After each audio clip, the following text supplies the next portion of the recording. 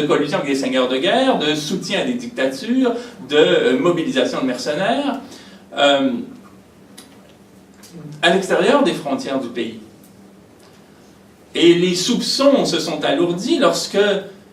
on s'est rendu compte, à l'OCDE, à l'Organisation de la coopération et du développement économique,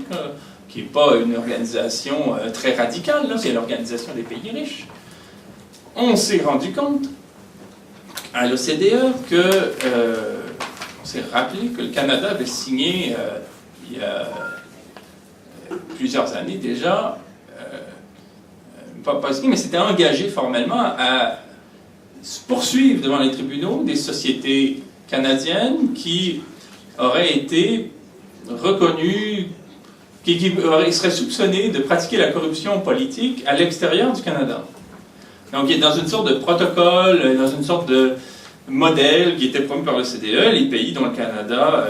les pays membres dont le Canada s'était engagé, si je ne m'abuse, c'était au tout début des années 2000, à mener des poursuites judiciaires, à mener des enquêtes sur les sociétés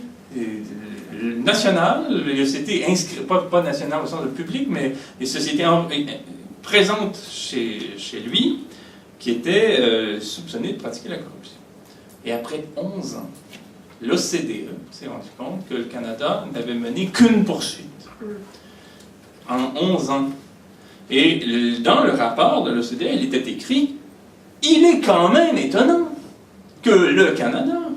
et c'est l'OCDE qui parle, qui accueille 75% des sociétés minières mondiales, alors que cette industrie est réputée pratiquer la corruption. Il est quand même étonnant que le Canada, en 11 ans, qui accueille à peu près presque la totalité des sociétés minières du monde, n'ait trouvé à épingler qu'une société. C'est pas vraisemblable. Et donc, ce que l'OCDE comprenait, c'est que le Canada prétend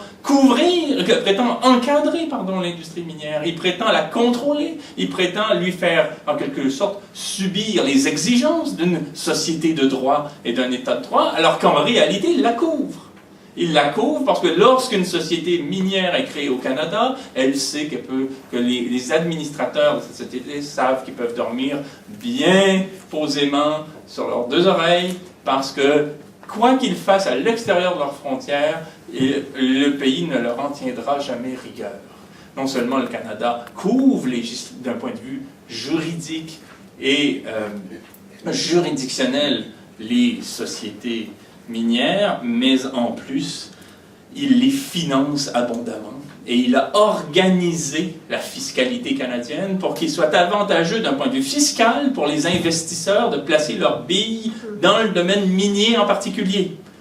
Il y a notamment le programme des actions accréditives qui incite les investisseurs canadiens à placer leurs actifs dans le secteur minier, c'est-à-dire à acheter des actions à la bourse des sociétés minières pour qu'elles puissent mener des opérations à l'étranger, quoiqu'elles soient très souvent controversées, hors de contrôle et même souvent criminogènes.